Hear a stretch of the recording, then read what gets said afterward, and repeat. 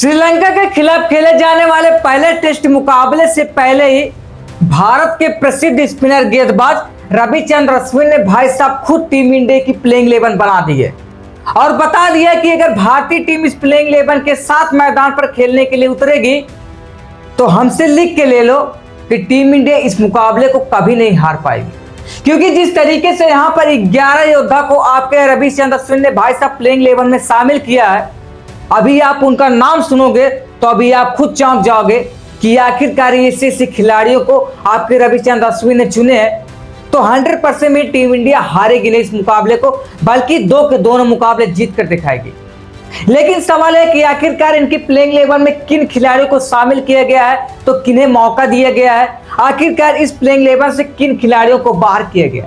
तो चलिए जानते हैं कि रविचंद्रन अश्विन ने भाई साहब यहाँ पर पहले टेस्ट मुकाबले के लिए टीम इंडिया की प्लेइंग 11 क्या बनाई है और कौन से यहाँ पर 15 धुरंधर खिलाड़ी रहने वाले हैं जो आपको श्रीलंका के खिलाफ मुकाबले में उतरते हुए दिखाई देने वाले हैं। लेकिन उससे पहले जान लेते हैं कि आखिरकार यह मुकाबला कब होगा, कितने बजे शुरू होगा मुकाबला और किस स्टेडियम पर यह मुकाबला खेला जाएगा।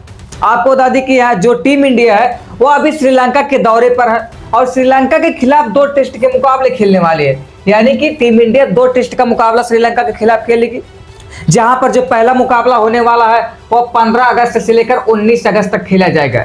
यानी कि जो पहला टेस्ट का मुकाबला है वो करीब 4 से 5 दिन तक चलने वाला है और पहला मुकाबला 15 अगस्त से 19 अगस्त तक खेला जाएगा, वो भी श्रीलंका के गोल में खेला जाएगा। यानी कि पहला मुकाबला 15 से 19 अगस्त तक होगा। वहीं अगर दूसरे टेस्ट मुकाबले की बात करें तो यह मुकाबला 23 अगस्त से लेकर 27 अगस्त तक खेला जाएगा और यह मुकाबला श्रीलंका के राजधानी कोलंबो में खेला जाएगा। यानी कि यहाँ पर जो दोनों टेस्ट के मुकाबले हैं वह टीम इंडिया श्रीलंका भी खेल रही है और श्रीलंका की सरजमी पर खेलते हुए दिखाई देगी और श्रीलंका का एक बार फिर डंका बजाते हुए भी दिखाई देगी, क्योंकि यहाँ पर टीम इंडिया उनके घर में गई है।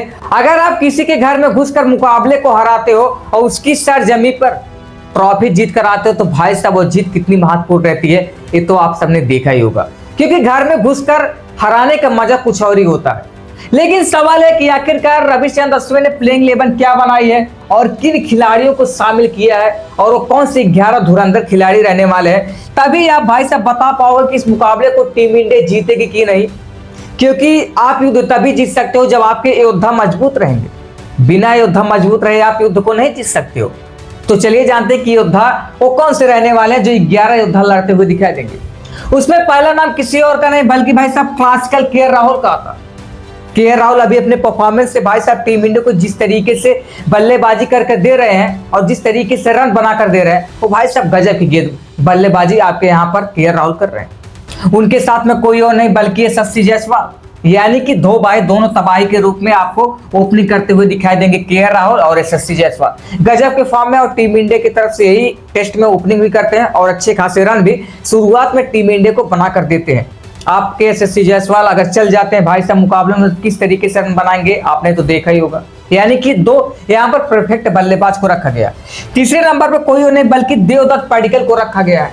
आपके देवदत्त पडिक्कल जिन्होंने अभी प्रैक्टिस के मुकाबले में हाल ही में प्रैक्टिस मुकाबले में श्रीलंका के खिलाफ शतक भी जड़ा है, लगभग 140-45 रन भी बनाए थे। इस तरीके से बंदे ने खेला है। तो नंबर 3 पर इनका जो नाम है पूरी तरीके से परफेक्ट है, क्योंकि आपके साई सुदर्शन चोट की वजह से बाहर ही हो चुके हैं। उनके रिप्लेसमेंट में सरफराज खान को लाया गया है, लेकिन सरफराज खान को तीसरे नंबर पर यहाँ पर मौका नहीं दिया जा सकता। आपके अश्विन ने यहाँ पर देवदत्त पडिक्कल को चुने। तो नंबर 3 पर यही रहने वाले। नंबर पर 4 पर खुद कप्तान शुभमन गिल रहने वाले हैं, जो कि भाई साहब काफी गजब के फॉर्म में भी टीम इंडिया के लिए चल रहे हैं। हालांकि थोड़े इंजरी से भी जूझ रहे हैं, लेकिन भाई साहब यहाँ पर टीम इंडिया के लिए गुड न्यूज है, क्योंकि आपके जो शुभमन गिल है वह पूरी तरीके से मतलब जो चोटिल थे वो ठीक हो चुके हैं। अब आपको प्लेइंग 11 में खेलते हुए दिखाई देंगे। यानी कि टोटल प्रॉपर 4 बल्लेबाज को रखे आपके यहाँ पर रविचंद्रन अश्विन ने और यही 4 आपको बल्लेबाजी करते हुए दिखाई देंगे। उसके बाद अगले बात करें तो यहाँ पर कोई नहीं बल्कि ऋषभ पंत को रखा गया है। यानी कि ऋषभ पंत के ऊपर ज्यादा भरोसा यहाँ पर जताया है। उसके बाद यहाँ पर ध्रुव जुरैल को मौका दिया गया है, यानी कि सरफराज खान को मौका नहीं दिए हैं यहाँ पर आपके रविचंद्रन अश्विन। उसके बाद यहाँ पर ध्रुव जुरैल को मौका, ध्रुव जुरैल के ऊपर ज्यादा विश्वास जताएं तो यहाँ पर ऋषभ पंत और ध्रुव जुरैल हो गए। उसके बाद यहाँ पर रविंद्र जडेजा, जो भाई साहब दुनिया के नंबर 1 ऑलराउंडर, जिस तरीके से बंदा गेंदबाजी और बल्लेबाजी करता है प्रैक्टिस मैच के मुकाबले में आपने देख लिए। यहाँ पर कहते हैं कि भाई साहब रविंद्र जडेजा का उम्र ज्यादा हो गया, लेकिन रविंद्र जडेजा जिस तरीके से प्रदर्शन, जिस तरीके से भाई साहब यहाँ पर गेंदबाजी और बल्लेबाजी कर रहे हैं ना, वो नए नए युवा को भी पिछड़ाते रहे। तीसरे में आपके रविंद्र जडेजा को मौका दिया गया। उसके बाद कोई और नहीं बल्कि सारांश जैन को रखा गया। आपको बता दें कि सारांश जैन जो कि एक नए खिलाड़ी के रूप में स्क्वाड में इन्हें शामिल कर दिया गया है, और स्क्वाड में शामिल होने के बाद यहाँ पर प्लेइंग 11 का हिस्सा भी अश्विन द्वारा बनाया गया है। अब देखना होगा कि आखिरकार इन्हें मौका मिलता है कि नहीं, बल्कि सारांश जैन को यहाँ पर मौका दिए गए हैं अश्विन अपने प्लेइंग 11 में। यानी कि टोटल 8 खिलाड़ी हो गए। उसके बाद अगर गेंदबाजी की बात करें तो यहाँ पर कोई और नहीं बल्कि गुरनूर बरार को भाई साहब मौका दिए गए हैं। उसके बाद यहाँ पर स्पिनर में कुलदीप यादव को मौका दिया गया है, और उसी के साथ साथ यहाँ पर मोहम्मद सिराज को मौका दिया गया है। यानी कि इस मुकाबले में प्रसिद्ध कृष्णा को भी मौका नहीं दिया गया है। तो यानी कि टोटल है प्लेइंग 11 आपके रविचंद्रन अश्विन ने बनाई है, जहां पर फास्टर की बात करें तो आपके मोहम्मद सिराज और गुरनूर बरार को रखा गया। स्पिनर के तौर पर आपके कुलदीप यादव, यहाँ पर रविंद्र जडेजा, उसके बाद यहाँ पर आपके सारांश जैन को रखा गया जो कि एक ऑलराउंडर है और स्पिन गेंदबाजी भी कराते हैं। यानी कि अश्विन का कहना है कि जो श्रीलंका की पिच है वहां पर स्पिन को ज्यादा मदद मिलती है, इसीलिए 3 स्पिनर के साथ यहाँ पर गए हैं, सारांश जैन, रविंद्र जडेजा, उसके बाद कुलदीप यादव। यानी कि 3 स्पिनर गेंदबाज रहने वाले, 2 के ऑप्शन में यानी कि जो फास्टर गेंदबाज है वो आपके मोहम्मद सिराज और गुरनूर बरार को रखा गया है। यानी इसी प्लेइंग 11 के साथ जो आपके अश्विन है वह जाना चाहते हैं। बाकी आपको क्या लगता है कि अगर इस प्लेइंग 11 के साथ टीम इंडिया मैदान पर उतरेगी तो क्या पहला टेस्ट का मुकाबला श्रीलंका के खिलाफ जीत पाएगी? बाकी आप बताइएगा कि आपके हिसाब से टीम इंडिया की प्लेइंग 11 क्या रहनी चाहिए, और बाकी इस प्लेइंग 11 में कौन सी कमी नजर आई, अपनी राय कमेंट बॉक्स में जरूर बताएं। बाकी यदि जानकारी चाहिए तो इस वीडियो में क्लिक करके देख सकते हैं। मिलते हैं नेक्स्ट वीडियो में, तब तक के लिए जय हिंद, जय भारत, वंदे मातरम।